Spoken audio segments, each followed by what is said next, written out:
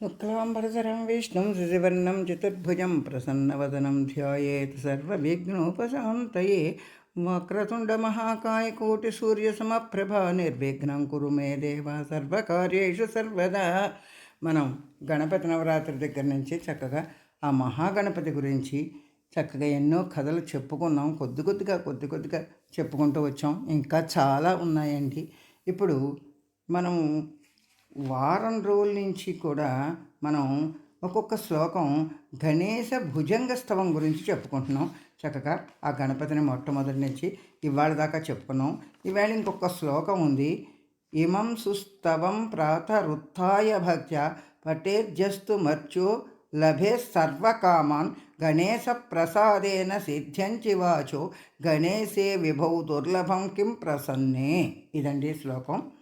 ఈ శ్లోకం చక్కగా గణపతిని స్తుతిస్తూట ఇమం స్తవం ప్రాతరుత్త అంటే పొద్దునే లేచి భక్తితోటి ఎవరైతే పఠేయస్తు అంటే ఇది పారాయణగా చదువుకుంటూ ఉంటారో వాళ్ళు లభేత్ అంటే పొందుతారు సర్వకామాన్ సమస్తమైన కోరికలు తీరిపోతాయిట. ఎంచేత గణేశ ప్రసాదేన సిద్ధ్యంతి, ఆ గణేశుని యొక్క ప్రసాదం వల్ల మనకు అన్నీ సిద్ధిస్తాయని ఈ శ్లోకంలో చెప్తున్నారు. తర్వాత వాళ్ళు ఎవరికైనా ఏదైనా ఒక మాట చెప్పినా కూడా వాచో గణే అవి కూడా సిద్ధిస్తాయి. మనం ఎవరికైనా ఇది ఇలా జరుగుతుందని చెప్పామనుకో ఆ వాక్ సిద్ధి కూడా లభించి వాళ్ళకు కూడా అనుగ్రహం ఆ గణపతి మంచేత చెప్పిస్తాడనమాట. అది ఇక్కడ ఆ సర్వములైన వాక్కులు కూడా సిద్ధిస్తాయి.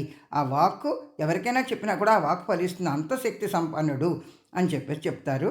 తర్వాత మనం ఈ గణపతికి నాట్య గణపతిగా మనం మొదలుపెట్టి ఈ భుజంగ స్తవంలో చాలా విశేషాలు చెప్పుకున్నాం.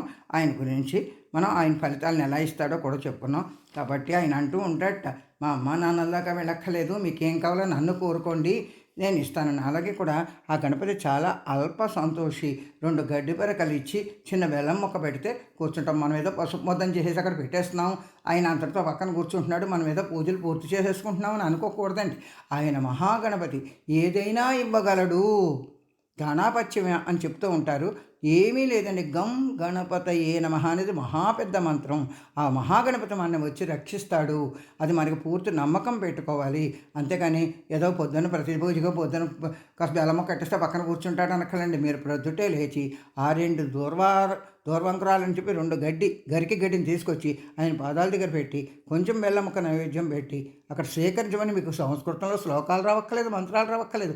మనస్ఫూర్తిగా ఒక నమస్కారం చేసి మీ పనులు పెడితే ఏ పనులైనా సరే నిర్విఘ్నంగా జరిగిపోతాయి. అన్నీ ఆయన చేసి పెట్టగల సమర్థుడు.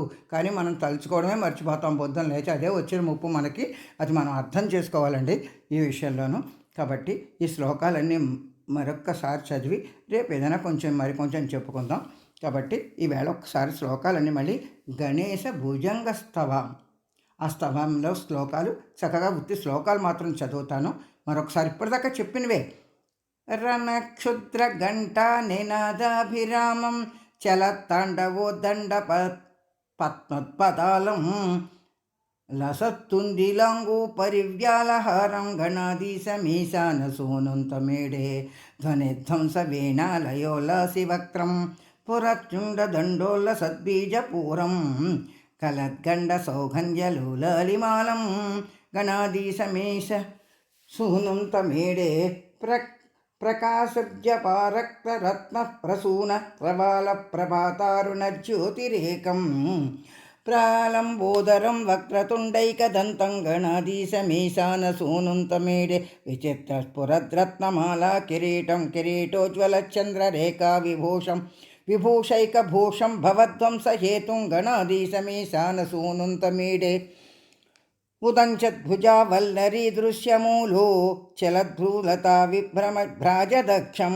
మరుసుందరీ చామరై సేవ్యమానం గణాధీశమీశాన సూనుంతమీడే పురన్నిష్ఠురాలోల పింగాక్షితారం కృపాకోమలోదారలీలావతారం కళాబిందుగంగీయతే యోగివర్యై గణాధీశమీశాన సూనుంతమీడే యమేకాక్షరం నిర్మలం నిర్వికల్పం గుణాతీతమానందమాకారశూన్యం పరమోంకారమామ్నాయ గర్భం వదంతి ప్రగల్భం పురాణం తమీడే చిదానందసాంద్రాయ శాంతాయ తుభ్యం నమో విశ్వకర్త్రే చ హర్త్రే చ తుభ్యం నమో అనంతలీలాయ कैवल्यभासे नमो विश्वबीजे प्रसीद ईशसूनो इमं सुस्तवं प्रातरुत्थाय भक्त्या पठेत्यस्तु मर्त्यो लभे सर्वकामान् गणेशप्रसादेन सिद्ध्यन्ति वाचो गणेशे विभौ दुर्लभं किं प्रसन्ने శ్రీ శంకరాచార్యకృత గణేశ భుజంగస్తవం సంపూర్ణం.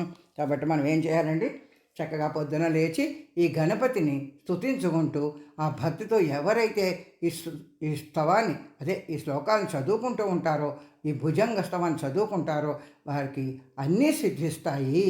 ఆ సర్వవ్యాపకుడు ఆయన శుక్లాంబరధరం విష్ణు అంటే విష్ణువు అంటే సర్వవ్యాపకుడు అని అర్థం. ఆ ప్రభు అనుగ్రహం మనకు కలుగుతుందని, దానివల్ల మనకి పొందరాని కోరికలు ఏమీ ఉండవు, అన్నీ పొందగలుగుతామని, మనకు సర్వం సిద్ధిస్తాయని పూర్తి నమ్మకం పెట్టుకుని మీరందరూ కూడా ఆ గణేశుని ప్రార్థించాలి.